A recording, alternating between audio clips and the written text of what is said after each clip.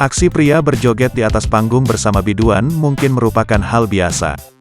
Bahkan sejumlah pria yang berjoget juga ikut menyawer sang biduan. Iya, baru-baru ini video Yak memperlihatkan seorang anak perempuan menyeret ayahnya viral di media sosial TikTok.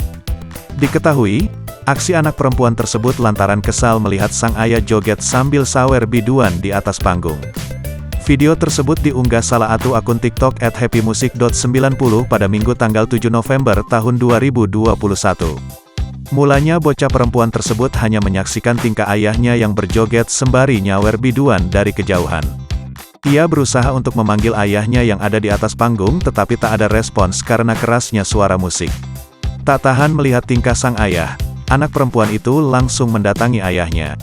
Namun sebelum ia memutuskan menghampiri ayahnya, sang bocah mendapat bisikan dari seorang perempuan yang diduga adalah ibu si bocah perempuan itu. Kemudian, ia pergi ke atas panggung dan langsung menarik baju ayahnya. Ia menarik dan membawa turun sang ayah dari atas panggung.